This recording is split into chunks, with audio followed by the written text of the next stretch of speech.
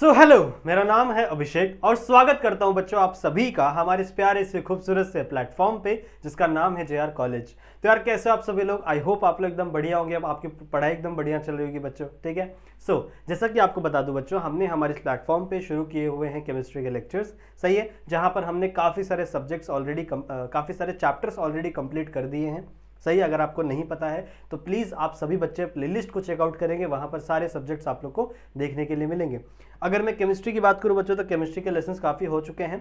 Biology की बात करूँ तो पूरी बायोलॉजी कंप्लीटेड है, फिजिक्स कंप्लीटेड है, मैथ्स कंप्लीटेड है। तो प्लीज़ उन सब्जेक्ट्स पर भी फोकस करिए, उनको भी देखिए, अपना रिविजन अच्छे से करिए, क्योंकि आपके एग्जाम्स काफ़ी ज़्यादा नज़दीक है। फेब में आपकी एग्ज़ाम होने वाली है। तो बच्चों प्लीज़ आपका ये जो मौका है ना, ये बहुत समझ लो बहुत ही थोड़ा समय बचा है आपके पास। तो प्लीज़ अपनी स्टडीज़ को अच्छे गेयर में रखिए, अच्छे से स्टडीज़ करिए, ठीक है, चलेगा। बच्चों हम लोगों ने शुरू किया था एक बहुत ही इंपॉर्टेंट, एक बहुत ही प्यारा सा चैप्टर जिसका नाम है बायोमोलिक्यूल, सही है। और इसके ऊपर भी हमने काफ़ी सारे लेक्चर्स बनाए हुए हैं। इसके ऊपर ऑलमोस्ट 10 लेक्चर बच्चों अवेलेबल है, सही है। दिस इज लेक्चर नंबर 11, जहां पर हम लोग कई सारी बातें करने वाले हैं प्रोटीन्स के बारे में। देखो इस लेक्चर में हम लोग पढ़ेंगे types and structure of protein. दो प्रकार के प्रोटीन हैं, उनकी बातें करेंगे। एंड उसके बाद हम लोग स्ट्रक्चर ऑफ प्रोटीन पे जाएंगे। हम लोग प्राइमरी स्ट्रक्चर पढ़ेंगे, सेकेंडरी स्ट्रक्चर पढ़ेंगे, अलग अलग चीज़ें देखने वाले आज इसके लेक्चर में, सही है। तो प्लीज़ बच्चों एंड तक बने रहना। मुझे नहीं पता लेक्चर कितना बड़ा होगा, बट एंड तक बने रहना मेरे साथ, सही है। उसके बाद आपको सारी चीज़ें समझ में आएंगी। अगर आपको सिर्फ यही पढ़ने आए हो तो बहुत अच्छी बात है। अगर पहले के टॉपिक्स पढ़ने हैं तो पिछले वीडियोस को भी देखना है, सही है। पिछले वीडियोस को ऐसा नहीं करना स्किप करना है, वो वीडियोस को भी देखना है। उसके बाद बच्चों जंप करेंगे हम लोग इस लेक्चर के ऊपर, चलेगा, ठीक है। बच्चों आई होप आप लोग को चीज़ें समझ में आ रही होंगी, जैसे आप सीरीज वाइज सीरीज फॉलो कर रहे होंगे, सही है। ओके, एक और चीज़ आपको बता दूं कि अगर आपने हमारा ऐप डाउनलोड नहीं किया है तो ज़रूर से इस ऐप को डाउनलोड कर लीजिए अपने फ़ोन में। साथ ही साथ अगर आपको कोई भी डाउट होता है पढ़ते समय तो प्लीज़ बच्चों अपना डाउट मुझ तक पहुंचा सकते हो। ये मेरे इंस्टाग्राम की आईडी है। अपने डाउट्स को बच्चों आप मुझ तक पहुंचा सकते हो, अपने डाउट्स भेज देना मुझे इस आईडी पे।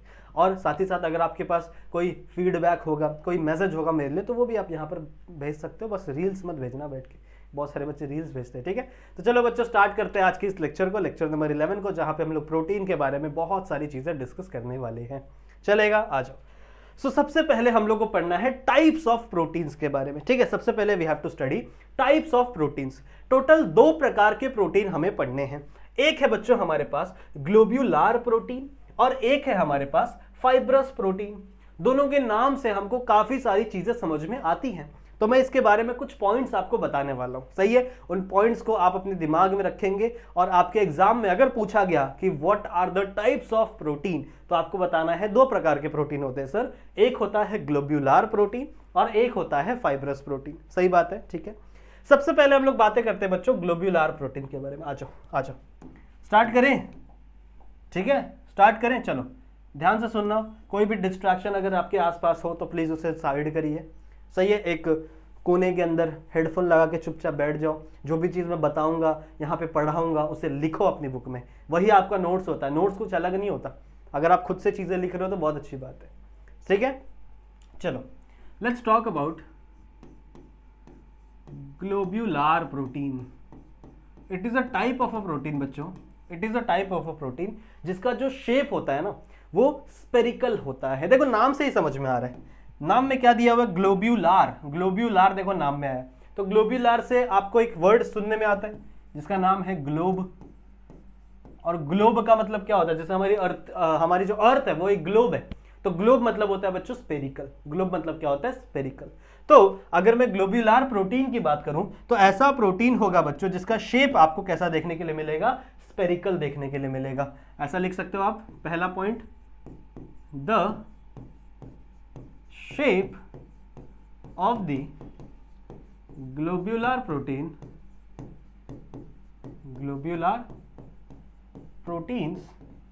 are, कौन सा था मैंने बोला, स्पेरिकल। समझ में आ गया, समझ में आ गया, ठीक है। तो स्पेरिकल शेप का होता है आपका ये प्रोटीन, सही बात है। कैसे बनता है बच्चों? बहुत सारे प्रोटीन्स एक साथ लिपट जाते हैं, बहुत सारे प्रोटीन्स एक साथ क्या हो जाते हैं, ऐसे लिपट जाते हैं, उससे आपका क्या बनता है बच्चों? ये ग्लोबुलर प्रोटीन बनता है। समझ में आई बात? ठीक है, तो बहुत सारे प्रोटीन जब एक साथ मिलेंगे, एक साथ आएंगे, तो वो क्या फॉर्म करेंगे? आपका ग्लोबुलर प्रोटीन फॉर्म करेंगे। समझ में आई बात? ठीक है, सो क्या लिखोगे आप? दूसरा point, they are formed by, they are formed by coiling of protein chain, coiling of protein chain। समझ में आई बात? ठीक है, तो मैंने यही कहा आपसे, जो मैंने अंग्रेजी में लिखा है वही मैंने आपको सबसे पहले हिंदी में समझाया था। क्या लिखा है बच्चों यहाँ पे मैंने? सबसे पहला पॉइंट देखो, the shape of the globular proteins are spherical. ठीक है, कैसा होता है बच्चों इसका शेप? स्पेरिकल होता है, ऐसा शेप होता है इसका, ऐसा शेप आपको देखने को मिलेगा किसका? ग्लोबुलर प्रोटीन का। बनते कैसे हैं? बनते हैं बच्चों, अगर आपके पास जो प्रोटीन की चेन होगी, उस प्रोटीन की चेन की कॉइलिंग कर दो। कॉइलिंग समझते हो ना? ऐसा गोला गोला गोला गोला गोला गोला बहुत सारे चेन मैंने एक साथ बांध दिए, एक साथ कॉइल बना दिया, तो आपको कुछ इस तरीके का शेप देखने के लिए मिलेगा। एंड ऐसे शेप वाले प्रोटीन को हम लोग क्या बोल रहे हैं बच्चों? ग्लोबुलर प्रोटीन बोल रहे हैं। ऐसे शेप वाले मॉलिक्यूल को हम लोग क्या बोल रहे हैं बच्चों? ग्लोबुलर कंपाउंड कह रहे हैं, प्रोटीन्स कह रहे हैं। बात समझ में आई? नाउ तीसरा पॉइंट ये है बच्चों, these proteins are soluble in water। these proteins या फिर आप कह सकते हो globular proteins are soluble in water। समझ में आ गई बात? ठीक है, तो ये जो प्रोटीन्स होते हैं बच्चों, they are soluble in water। इसके एग्जांपल्स लिखेंगे, कौन कौन से एग्जांपल्स हो सकते हैं? एग्जाम्पल हो सकता है इसका एग एल्ब्यूमिन, और कौन कौन सा एग्जाम्पल हो सकता है? Insulin is better example. चलेगा, 2 एग्जाम्पल भी बहुत है। समझ में आ गया? तो इसको वापस समझा दो बच्चों एक बार, सुनो क्या क्या बोला है मैंने। बहुत सिंपल सी चीजें, सिर्फ 3 पॉइंट आपको याद करने हैं प्रोटीन्स के बारे में। इसके बारे में भी हम लोग 3 पॉइंट ही सीखेंगे, जब मैं आपको दिखाऊंगा, बताऊंगा, सिखाऊंगा। चलो बात करते हैं। अगर मैं बात करूं बच्चों ग्लोबुलर प्रोटीन से, तो हमको नाम से ही समझ में आ रहा है, इसके नाम में बच्चों ग्लोब ये वर्ड आ रहा है, और ग्लोब का शेप कैसा होता है? Spherical shape. तो इसका मतलब ये है कि ये जो ग्लोबुलर प्रोटीन है, इसका शेप भी कैसा होगा? Spherical shape. ठीक है, स्पेरिकल की स्पेलिंग शायद गलत है, पर कोई बात नहीं, आप लोग देख लेना, एच आएगा उसके अंदर एक्स्ट्रा, बस कोई बात नहीं। So the shape of the globular protein is spherical, पहली बात। फिर दूसरी बात क्या है बच्चों? दे आर फॉर्म्ड बाय, ये कैसे बनते हैं? ये बनते हैं बच्चों कॉइलिंग से। कैसे बनते हैं? कॉइलिंग। जब आप एक प्रोटीन की चेन को बहुत ज्यादा बार इसको लपेट दो, तो वहां से क्या बनेगा बच्चों? आपके कॉइल्स बनेंगे, और in that coil is nothing but your globular protein. So they are formed by coiling of protein chain. ठीक है, समझ में आ गया। तीसरा पॉइंट क्या है बच्चों? Globular proteins are soluble in water. ये जो प्रोटीन्स होते हैं, they are soluble in water. अगर पानी के अंदर मिक्स करोगे तो ये क्या हो जाएगा? गायब हो जाएगा, मतलब मिक्स हो जाएगा पानी के अंदर। ठीक है, एंड इसका एग्जांपल क्या है? एग एल्ब्यूमिन, और इसका एक एग्जांपल है बच्चों इंसुलिन। ये एग के अंदर मिलता है, ये इंसुलिन आपको पता ही है, हमारे पेनक्रियाज रिलीज करते हैं इसको। सही है। सो इंसुलिन भी क्या है बच्चों? वाटर सोल्यूबल सेल है, जो किस फॉर्म में रहता है? जो किसका एग्जांपल है? ग्लोबुलर प्रोटीन का। सही बात है। ठीक है, so just take the screenshot बच्चों, मैं यहाँ पर साइड में होता हूँ, स्क्रीनशॉट ले लो, उसके बाद हम लोग अगले प्रोटीन के बारे में बातें करेंगे। ठीक है, समझ में आ गया? चलो आगे बढ़ते हैं। हो गया, स्क्रीनशॉट ले लिया। चलो नेक्स्ट, दूसरा क्या है बच्चों? Fibrous protein. फाइब्रस स्पेलिंग सही है क्या? सही है, फाइब्रस प्रोटीन। ठीक है, सुनो, वहां पे वो जो प्रोटीन था, ग्लोबुलर प्रोटीन, वो कैसा बना था बच्चों? किस शेप का था? गोला गोला शेप का था। ये जो है भाई साहब, ये फाइब्रस है। फाइबर्स कैसे होते हैं? ऐसे लंबे लंबे होते हैं, ऐसे ऐसे आपको फाइबर्स देखने के लिए मिलते हैं, सही ना? ऐसे fibre. So these are fibrous protein. तो इनका शेप कैसा होगा बच्चों? आप लिखोगे fibrous proteins are elongated. Elongated मतलब लंबे लंबे प्रोटीन्स होते हैं, लंबे लंबे प्रोटीन की स्ट्रैंड होती है, and they are rod like shape. उनका शेप कैसा होता है बच्चों? Rod like. सही है, the shape of the fibrous protein is rod like. तो आप ऐसा लिखोगे, सबसे पहला point, fibrous protein are elongated and they have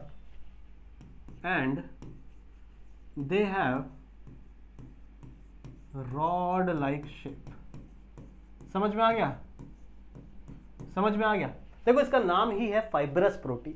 fibre क्या होता है? लंबी लंबी एक रस्सी को इमेजिन करो, रस्सी क्या है? Is a type of fibre. ऐसा इमेजिन करो, रस्सी एक फाइबर है, सही है?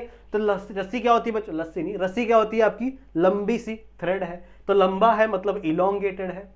और अगर आप ध्यान से देखो तो गोला गोला होता है, ऐसा गोला, तो वो रॉड लाइक शेप है। रॉड मतलब समझते हो ना, ऐसा लंबा सा और यहाँ पे गोला गोला गोला, लंबा और ये गोला गोला, so it is a rod like shape. तो इसी तरीके से अगर मैं फाइब्रस प्रोटीन की बात करूं तो फाइब्रस प्रोटीन भी क्या है बच्चों? आपका इलोंगेटेड है, लंबा लंबा है, but they have a rod like shape. बहुत अच्छी बात है।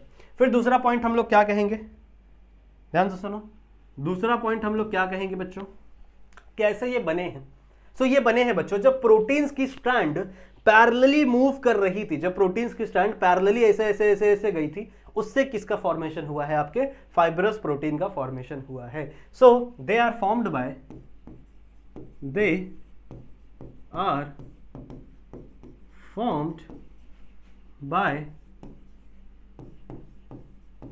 लीडिंग पैरेलल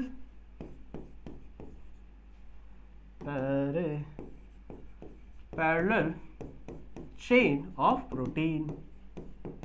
समझ में आई बात? प्रोटीन की स्ट्रैंड ऐसा लिख सकते हो आप। तो जो प्रोटीन की स्ट्रैंड होती है बच्चों, उसकी अगर पैरेलल चेन बनाए, बहुत सारी चेन बनाए, तो उससे आपका फॉर्मेशन होगा किसका? फाइब्रस प्रोटीन का। सही बात है। अब देखो इसके पहले वाली जो प्रोटीन था, ग्लोब्यूलर प्रोटीन, वो क्या था? सोल्यूबल था। These are unsoluble, insoluble you can say. आप क्या लिखोगे?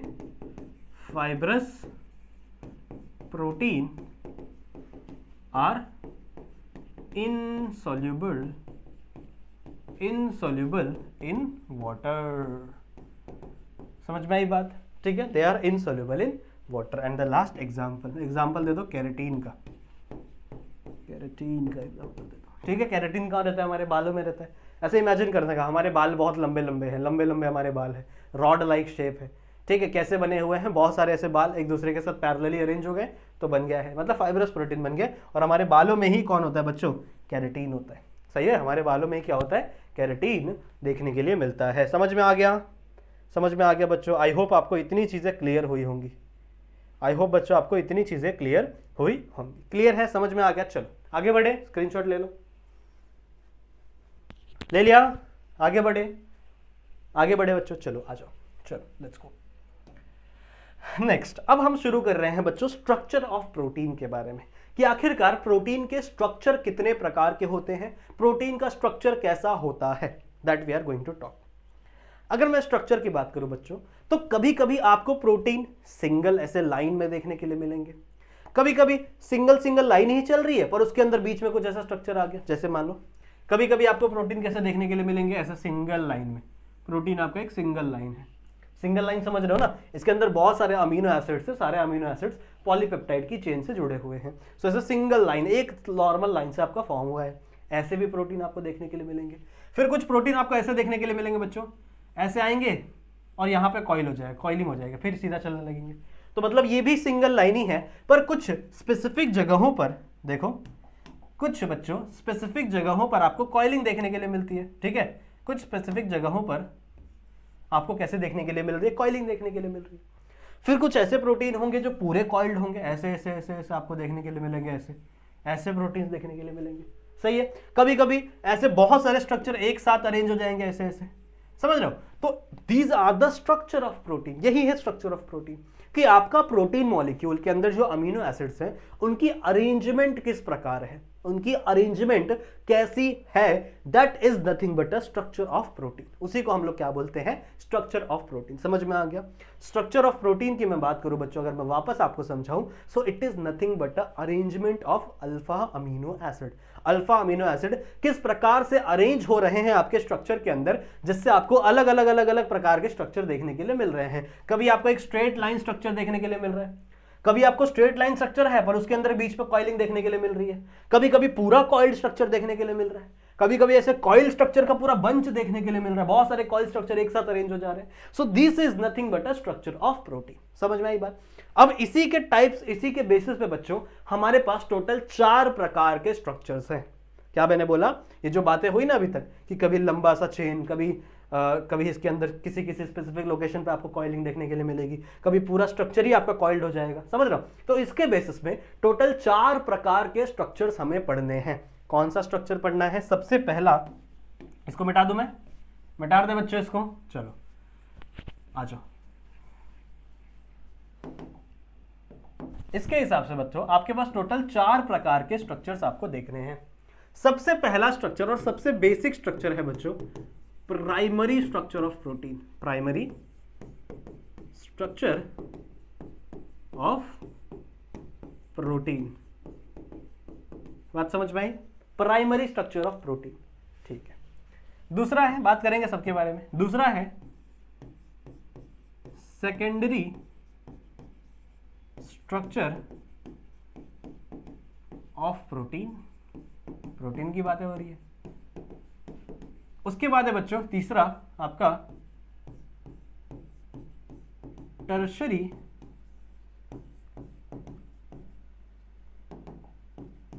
Structure of protein and the last one यानी फोर्थ वन क्वाटरनरी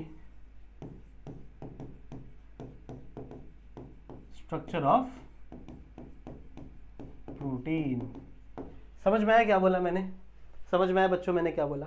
मैंने आपसे कहा है कि हम लोग बात कर रहे हैं स्ट्रक्चर ऑफ प्रोटीन की। स्ट्रक्चर ऑफ प्रोटीन का मतलब क्या है? हम लोग अरेंजमेंट के बारे में डिस्कस करेंगे, ओरिएंटेशन के बारे में डिस्कस करेंगे, किसके? अल्फा अमीनो एसिड की।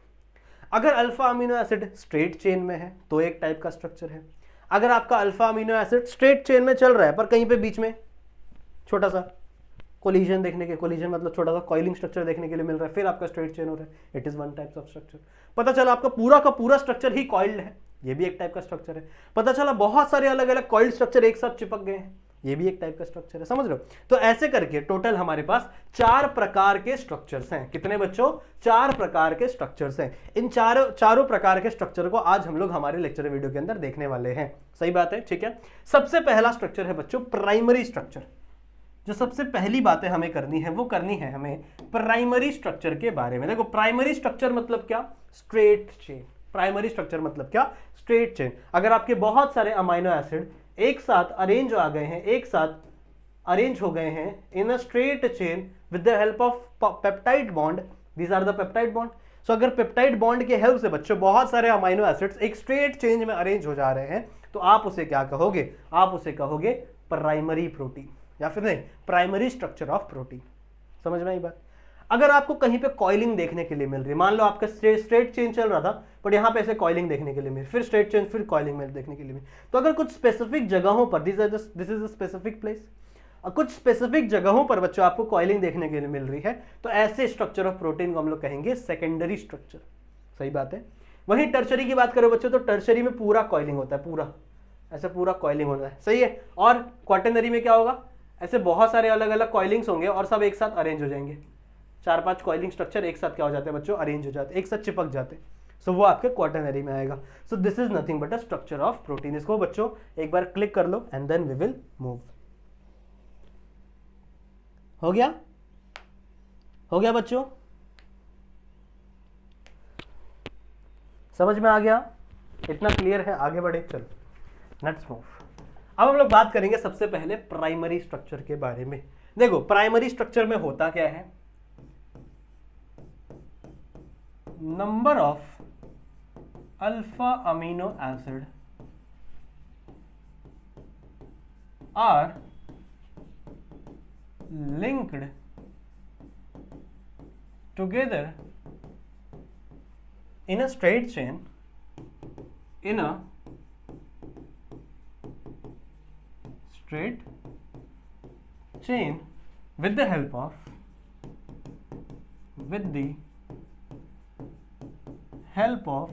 किसका? Peptide bond. with the help of peptide देखो ये सिंपल सी लाइन है, ये लाइन आपको समझ में आएगी मेरे हिसाब से, बहुत सिंपल सी लाइन है, ठीक है।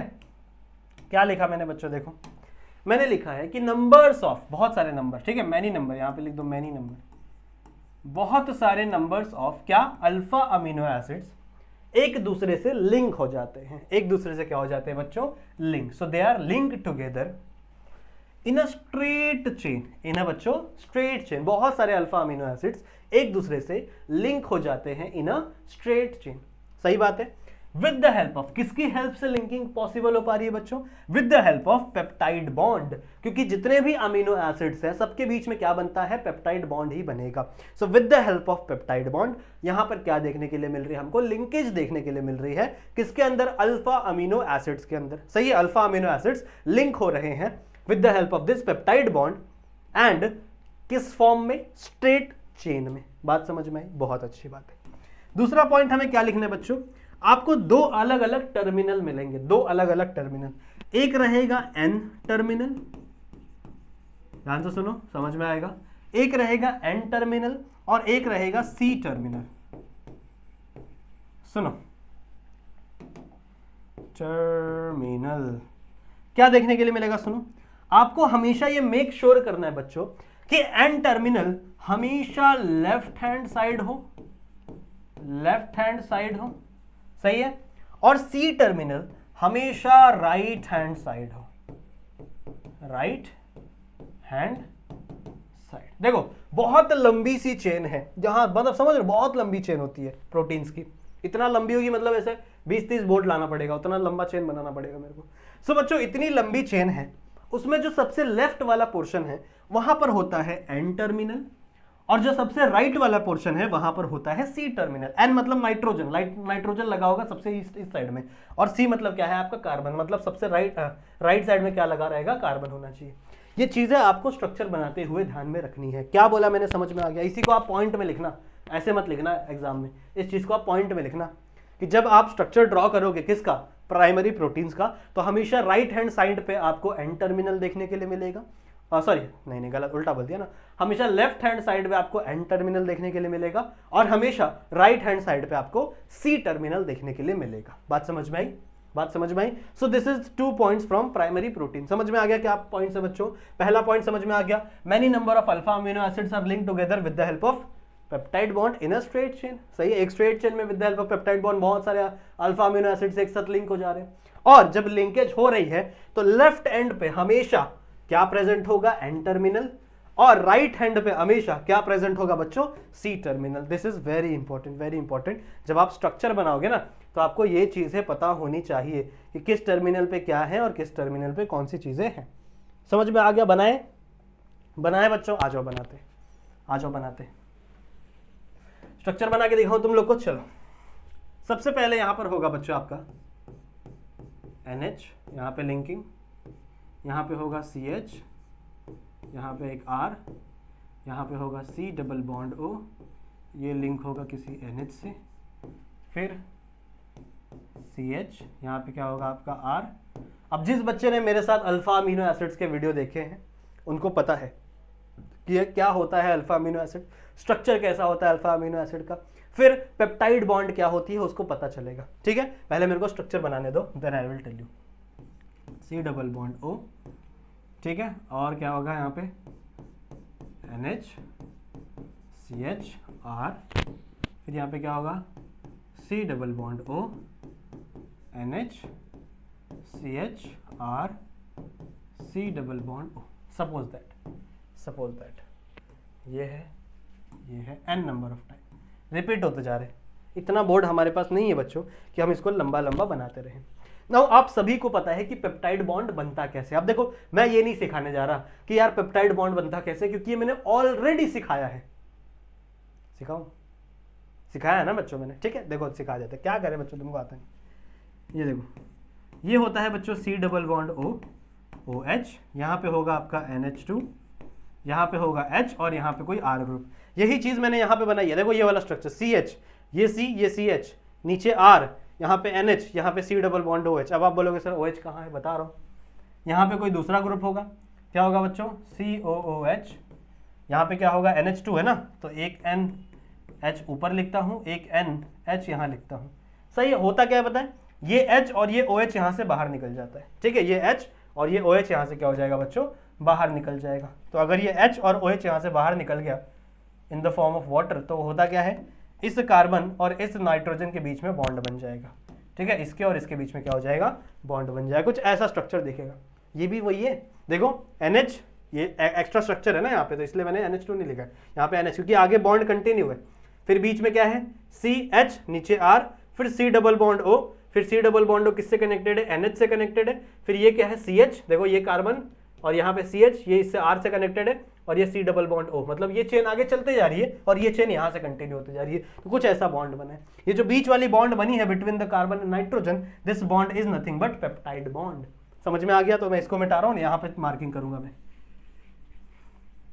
समझ में आ गया क्या था? स्क्रीनशॉट लिया था क्या तुम लोग ने? नहीं लिया था, लो इसका स्क्रीनशॉट लिया, चलो बहुत अच्छी बात है।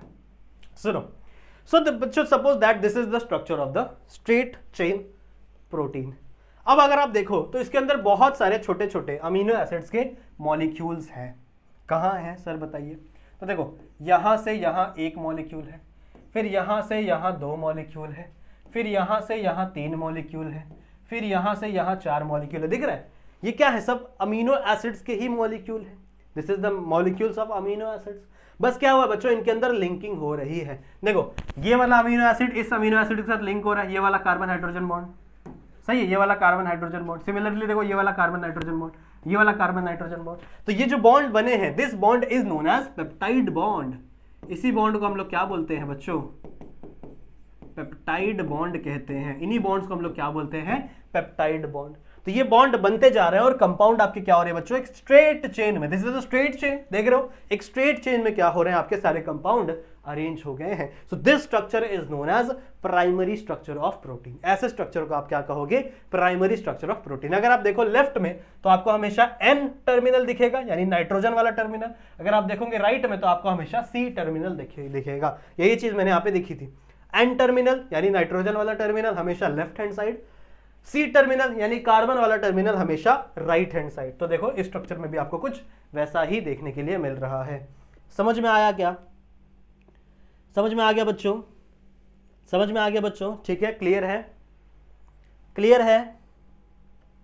Okay, this is primary protein, primary structure of protein. Clear है? डन। चलो आ जाओ, आगे बढ़ते हैं। इसका स्क्रीनशॉट ले लिया ना? चलो नेक्स्ट मूव। नेक्स्ट है बच्चों सेकेंडरी स्ट्रक्चर। अब सेकेंडरी स्ट्रक्चर का कुछ लाइनें मैंने लिखी हुई हैं, देखो लाइनों से ही समझेंगे, टेंशन मत लो। क्या लिखा है मैंने बच्चों? देखो, द 3 डायमेंशन अरेंजमेंट। देखो क्या लिखा है? The 3 dimension arrangement. कैसा अरेंजमेंट है इसका? 3 डायमेंशन अरेंजमेंट। किसका? Of localised region. कहां पे बच्चों होगा ये? लोकलाइज्ड रीजन में। मतलब नॉर्मल आपकी चेन चल रही है, पर एक ऐसा जगह होगा जहां पे 3 डायमेंशनल रीजन बनेगा, उसके बाद आपकी चेन कंटिन्यू हो जाएगी। So this region is nothing but a localised region. एक स्पेसिफिक जगह पर, एक ऐसी जगह पर जहां पर क्या हो रहा है, आपको 3 डायमेंशन स्ट्रक्चर देखने के लिए मिल रहा है। Now this protein chain is known as secondary protein. इस प्रोटीन चेन को हम लोग क्या कहेंगे बच्चों? सेकेंडरी प्रोटीन कहेंगे। देखो यहां पे भी वही लिखा हुआ है मैंने, जो चीजें मैंने आपको लिख के दी। The 3-dimension arrangement of a localized region of a protein chain, किसका बच्चों? प्रोटीन चेन का, is called as secondary structure of protein। समझ में आ गया? कुछ नहीं था, बहुत सिंपल था। जो मैंने आपको चीजें पहले स्ट्रक्चर में समझाई थी, वही चीजें मैंने आपको लिख के समझा दी। द 3 डायमेंशन मतलब 3D स्ट्रक्चर, 3D अरेंजमेंट है लोकलाइज्ड जगह पर, मतलब कुछ कुछ जगह पर, हर जगह पर नहीं है 3D स्ट्रक्चर। बाकी जगह पर लीनियर स्ट्रक्चर है, सीधा सीधा चल रहा है, बट बीच बीच में कहीं कहीं पर आपको 3D सा स्ट्रक्चर देखने के लिए मिल रहा है। दिस 3D स्ट्रक्चर किसका? प्रोटीन चेन का, is known as secondary structure of a protein. एक और पॉइंट लिखो बच्चों इसके अंदर, दूसरा point, this is point number 1। एक और पॉइंट लिखो इसके अंदर बच्चों, आपको हाइड्रोजन बॉन्डिंग देखने के लिए मिलती है। Hydrogen bonding is present between किसके किसके बीच में? रुको बच्चों, किसके किसके बीच में हाइड्रोजन बॉन्डिंग होगी? हाइड्रोजन बॉन्डिंग होगी बच्चों C double bond O and NH के बीच में। किसमें? C डबल बॉन्ड O और NH के बीच में। और हमेशा हमेशा ध्यान रखेंगे, पहला वाला कंपाउंड हमेशा पांचवें वाले कंपाउंड के साथ हाइड्रोजन बॉन्डिंग करेगा। ये थोड़ी सी नई बात है। क्या बोला बच्चों मैंने कि आपका जो पहला वाला कंपाउंड है, जो फर्स्ट अमीनो एसिड है, वो हमेशा फिफ्थ अमीनो एसिड के साथ हाइड्रोजन बॉन्डिंग करेगा। इतनी बातें आपके दिमाग में क्लियर होनी चाहिए। तो क्या बोला, समझ में आ गया हमें? यहां पर आपको हाइड्रोजन बॉन्डिंग देखने के लिए मिलेगी। हाइड्रोजन बॉन्डिंग किसके बीच में? सी डबल बॉन्ड हो। जैसे मान लो देखो सी डबल बॉन्ड हो है और यहाँ पे NH है, तो इसके बीच में आपको हाइड्रोजन बॉन्डिंग देखने के लिए मिलेगी। पर किसके किसके बीच में? ये वाला जो कंपाउंड होगा, ये अगर ये वाला जो कंपाउंड फर्स्ट अमीनो एसिड का होगा, तो ये वाला किसका होना चाहिए? फिफ्थ का होना चाहिए। समझ रहे हो? ये किसका होना चाहिए? पांचवे का होना चाहिए। तो हमेशा फर्स्ट अमीनो एसिड, पहला अमीनो एसिड हाइड्रोजन बॉन्ड दिखाएगा किसके बीच में? हाइड्रोजन बॉन्ड दिखाएगा किसके बीच में बच्चों? फिफ्थ अमीनो एसिड के बीच में। समझ में आ गई बात? समझ में आ गई बात? ठीक है, क्लियर है? मेरे को बताओ पहला और हमेशा इसके बीच में आपके स्ट्रक्चर होता है। बात समझ में? ठीक है, बहुत अच्छी बात है, क्लियर है। इसका स्क्रीनशॉट लिया आपने? मेरे को बताओ बच्चों, साथ साथ में लिखते चलो, वीडियो को पॉज करो, लिखते चलो, नहीं तो मजा नहीं आने वाला, बिल्कुल मजा नहीं आएगा। आगे चलते हैं। अब अगर मैं सेकेंडरी स्ट्रक्चर की बात करूं, इफ आई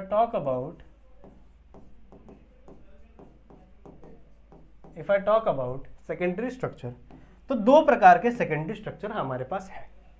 कौन कौन से?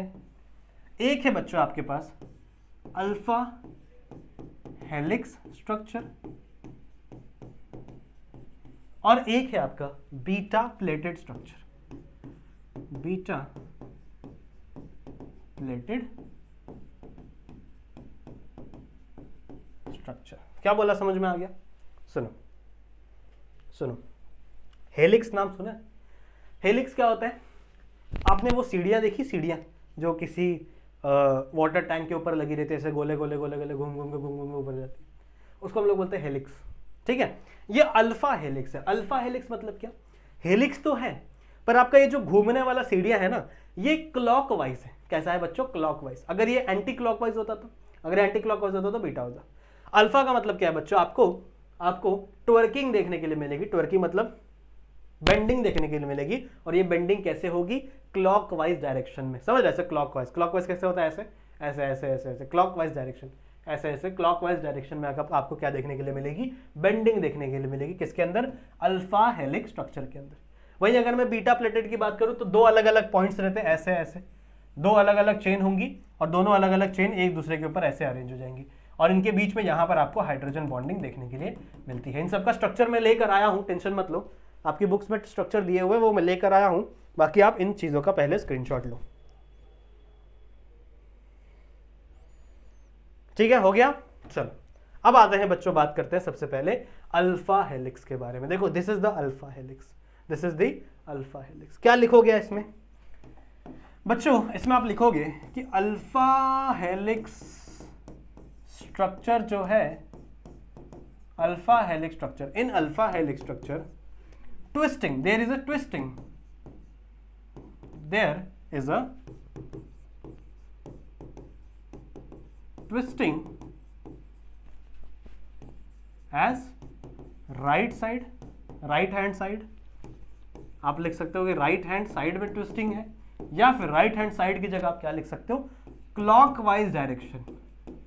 किसमें बच्चों? क्लॉकवाइज डायरेक्शन में आपको ट्विस्टिंग देखने के लिए मिलेगी। So as you can see, this is the structure. ऐसा आपको देखने के लिए मिल रहा है, देखो यहाँ से ऐसा। सो दिस इज द स्ट्रक्चर। जहां पे आप देखो, ये आपका एक मॉलिक्यूल है। रुको, कौन सा कलर लें जो आपको दिखे? देखो, ये आपका एक अमीनो एसिड है, ये आपका दूसरा अमीनो एसिड है, यहां तक देखो, सी डबल बॉन्ड ओ तक। फिर ये आपका तीसरा अमीनो एसिड है, फिर कहां गया? हाँ, फिर ये आपका चौथा अमीनो एसिड है, और ये आपका पांचवा अमीनो एसिड है। दिख रहा है? सही है। और ये कैसे? इस फॉर्मेट में अरेंज है, अगर आप ध्यान से देखो तो पहला amino acid, this is the first amino acid, ये पहला वाला अमीनो एसिड है बच्चों। पहला अमीनो एसिड का जो सी डबल बॉन्ड ओ है, वो हाइड्रोजन बॉन्ड फॉर्म कर रहा है पांचवें अमीनो एसिड को। दिख रहा है? ये पहला, ये दूसरा, ये तीसरा, ये चौथा, और ये पांचवा। सही है? तो देखो, ये जो बीच में डैश दिया ना, ये हाइड्रोजन बॉन्डिंग। तो यहाँ पे क्या देखने के लिए मिल रहा है आपको, जो सबसे पहला अमीनो एसिड है उसका C double bond O hydrogen bonding form कर रहा है किसके साथ, पांचवें आपके इसके साथ, पांचवें NH के साथ, पांचवें अमीनो एसिड के NH के साथ। सही है, तो हमेशा आप याद रखेंगे कि जो आपका फर्स्ट अमीनो एसिड होगा वो हमेशा पांचवें के साथ हाइड्रोजन बॉन्ड करेगा, जो दूसरा होगा वो हमेशा छठवें के साथ हाइड्रोजन बॉन्डिंग करेगा, जो तीसरा होगा वो हमेशा सातवें के साथ हाइड्रोजन बॉन्डिंग करेगा। हमेशा ऐसा देखने के लिए मिलता है। ठीक है, दिख रहा है ये इसके साथ। वही अगर आप देखो तो ये दूसरा है, तो ये दूसरा हमेशा छठवें के साथ हाइड्रोजन बॉन्डिंग फॉर्म करेगा। And this is the structure of alpha helix structure. समझ में आ गया? स्क्रीनशॉट लो। समझ में आ गया बच्चों?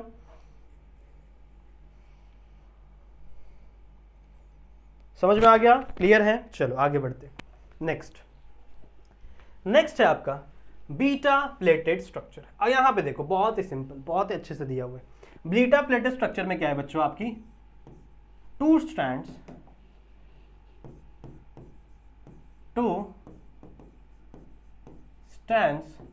are placed parallel to each other, या फिर आप कह सकते हो parallel to each other। समझ रहे हो, एक दूसरे को ये कैसे हैं बच्चों, पैरेलल है, पैरेलल। ठीक है, समझ में आ रही बात? तो पैरेलली स्ट्रक्चर बना है और यहां पे आपको H और O के बीच में हाइड्रोजन बॉन्डिंग देखने के लिए मिल रहा है। तो देखो इसके बीच में हाइड्रोजन बॉन्डिंग, इसके बीच में हाइड्रोजन बॉन्डिंग, ये देखो आपका ये एक आपका कंपाउंड, फिर ये दूसरा आपका कंपाउंड, फिर तीसरा आपका कंपाउंड। समझ रहे हो? तो एक कंपाउंड के बीच में क्या फॉर्म हो रहा है, आपका हाइड्रोजन बॉन्ड फॉर्म हो रहा है। ये सारे के सारे पेप्टाइड बॉन्ड से लिंक है, ये भी पेप्टाइड बॉन्ड से लिंक है, ये भी पेप्टाइड बॉन्ड से लिंक है। बट इन सब के अंदर क्या देखने के लिए मिल रहा है आपको, जस्ट अ सेकंड, हाँ, इन सब के अंदर क्या देखने के लिए मिल रहा है आपको, हाइड्रोजन बॉन्डिंग। देख रहे हो, इसके बीच में, इसके बीच में, फिर यहाँ पे इसके बीच में, इसके बीच में। This is the parallel arrangement और इनके बीच में आपको हाइड्रोजन बॉन्डिंग देखने को मिल रहा है। सो इस स्ट्रक्चर को हम लोग क्या बोलते हैं बच्चों, बीटा प्लेटेड स्ट्रक्चर। समझ में आ गया? बहुत ही सिंपल है, बहुत ही सिंपल है। चलो ठीक है, समझ में आ गया? ठीक है, चलो आगे बढ़े, आगे बढ़े, चलो ठीक है। नेक्स्ट है बच्चों टर्सरी स्ट्रक्चर ऑफ प्रोटीन। अब देखो, अभी तक हमने क्या पढ़ा, अभी तक हमने ये देखा इसके पहले कि जो 3 डायमेंशन स्ट्रक्चर था वो कुछ स्पेसिफिक प्रोपोर्शन पे ही लग रहा था, स्पेसिफिक जगह पे ही लग रहा था किसी भी पॉलीपेप्टाइड चेन पे। बट अगर मैं टर्शरी स्ट्रक्चर की बात करूं, ठीक है, if I talk about tertiary structure, तो जितना पूरा पॉलीपेप्टाइड की चेन है, लंबी सी जो पूरी पॉलीपेप्टाइड की चेन है बच्चों, उस पे हर जगह आपको 3D स्ट्रक्चर देखने के लिए मिलेगा। ठीक है, तो मैं इसका डेफिनेशन कैसे लिखूंगा, the 3 dimension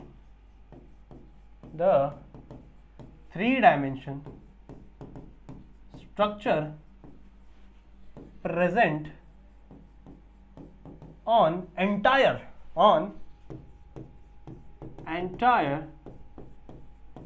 polypeptide chain in a protein is called as tertiary structure of protein, is called as tertiary structure of protein। समझ में आ गया? इसको हम लोग क्या बोलते हैं बच्चों, टर्शरी स्ट्रक्चर ऑफ प्रोटीन। मतलब अभी तक हम लोग कॉइलिंग जो देख रहे थे वो एक स्पेसिफिक जगह पे थी, सेकेंडरी वाले में जो कॉइलिंग थी वो एक स्पेसिफिक जगह पर थी। पर यहां पर जो कॉइलिंग है बच्चों वो एंटायर चेन की कॉइलिंग है, पूरा का पूरा चेन ही कॉइल्ड हुआ पड़ा है। सही है, तो इसको हम लोग क्या कहेंगे, टर्शरी स्ट्रक्चर। सही है, इसको हम लोग क्या कहेंगे, टर्शरी स्ट्रक्चर। नाउ अभी तक हम लोग ने जो देखा ये वाला स्ट्रक्चर, लास्ट वाला क्या नाम था इसका, सेकेंडरी स्ट्रक्चर ना।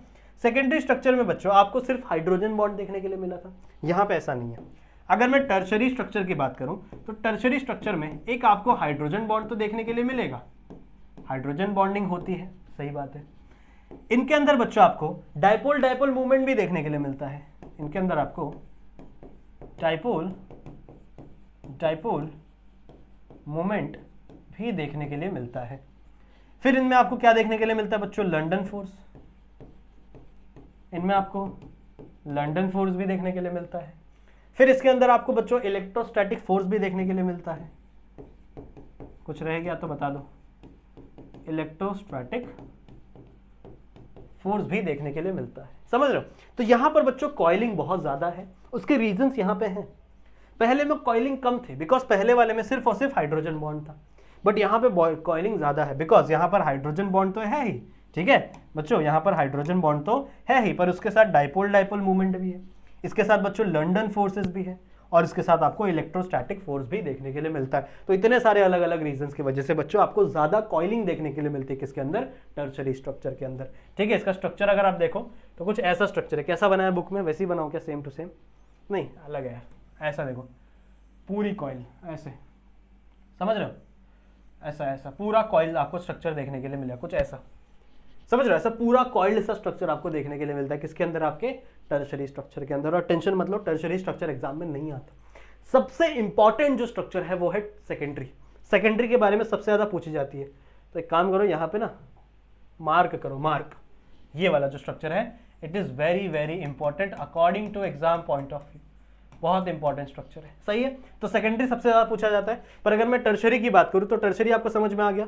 टर्शरी में क्या है बच्चों, ऐसे कॉइलिंग होती है, हैवी कॉइलिंग आपको देखने के लिए मिलती है, बहुत ज्यादा बहुत ज्यादा बहुत ज्यादा कॉइलिंग होती है। और इसका कॉइलिंग का पीछे का रीजन क्या है, इसके अंदर की फोर्सेस, इसके अंदर आपको हाइड्रोजन बॉन्ड देखने के लिए मिल रहा है, इसके अंदर आपको डाइपोल डाइपोल मूवमेंट देखने के लिए मिल रहा है, और क्या था, लंडन फोर्स आपको देखने के लिए मिल रहा है, और इलेक्ट्रोस्टैटिक फोर्स आपको देखने के लिए मिल रहा है, इलेक्ट्रोस्टैटिक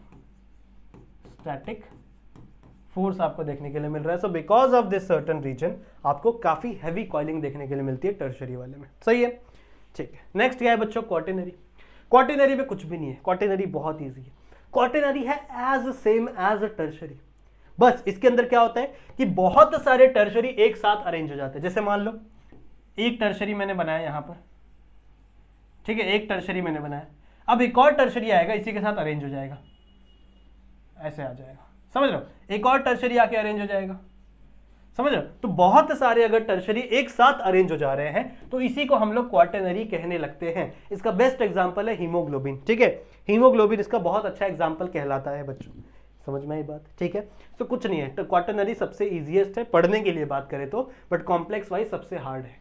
सही है, टर्शरी इतना ज्यादा ये था, घुमावदार था, बहुत सारी चीजें इसके अंदर ट्विस्टिंग थी। तो सारी की सारी ट्विस्टिंग बच्चों किसके, कहाँ, अगर बहुत सारे कंपाउंड ऐसे ट्विस्टेड एक साथ मिल गए हैं तो इसे आप क्या कहोगे, क्वार्टेनरी स्ट्रक्चर ऑफ प्रोटीन। समझ में आ गया बच्चों? तो ये थे टोटल 4 स्ट्रक्चर ऑफ प्रोटीन, ये थे टोटल आपके 4 structure of protein. I hope आप लोगों को ये स्ट्रक्चर समझ में आया होगा। तो बच्चों इस लेक्चर को हम लोग यहीं पर एंड करेंगे, ठीक है? जितनी भी चीज़ें आई होप आपको समझ में आई होंगी, जो भी चीज़ें मैंने आपको समझाई हैं वो चीज़ें आपको समझ में आई होंगी, ठीक है? बाकी इसके आगे वाला जो पार्ट है जहाँ पे हम लोग को एंजाइम्स पढ़ना है और न्यूक्लिक एसिड को पढ़ना है, वो 1 या 2 लेक्चर के अंदर खत्म हो जाएगा, टेंशन मत लो। तो आपका लेसन बहुत जल्द खत्म होने वाला है। सही है, तो प्लीज़ पढ़ाई को स्टार्ट करो, अच्छे से पढ़ो। सही है, बाकी मैं अपनी तरफ से पूरी एफर्ट्स लगा रहा हूँ कि मैं कितना आपको अच्छे से समझा सकूँ, कितने पॉइंट बाय पॉइंट आपको चीज़ें बता सकूँ। सही है, तो मेरी तरफ से मेहनत जारी है, आप भी अपनी मेहनत को टॉप गियर में रखिए। आपका कंट्रीब्यूशन आपके बोर्ड एग्जाम के पेपर में ज़्यादा देखने के लिए मिलेगा as compare to me. So please बच्चों, जितना एफर्ट मैं लगा रहा हूँ उतना ही एफर्ट आप ज़्यादा और ज़्यादा लगाइए। हमारी पूरी टीम है आप सभी के साथ। आपको जो भी डाउट होता है मेरे इंस्टाग्राम पे आइए, मुझे पूछिए, कोई भी दिक्कत की बात नहीं है, बस अपनी पढ़ाई को टॉप गियर में रखना है। ठीक है, चलेगा, सही है। तो बच्चों मैं मिलता हूं आप सभी से ऐसे ही एक और वीडियो में, जहां पे हम लोग बहुत सारी चीज़ें डिस्कस करेंगे। वीडियो को लाइक कर दो, चैनल पर नए हो तो चैनल को सब्सक्राइब कर दो, और बच्चों बेल आइकन को भी ऑल पर सेट कर देना, ताकि हम कोई भी वीडियो अपलोड करें तो उसकी नोटिफिकेशन आपको आपके फ़ोन पर मिल जाए। ठीक है, चलेगा। सो बच्चों, मैं मिलता हूँ आप सभी से एक दूसरे वीडियो में, जहाँ पर हम और भी चीज़ें डिस्कस करेंगे। तब तक के लिए आप अपना ख्याल रखना and keep studying. Bye bye.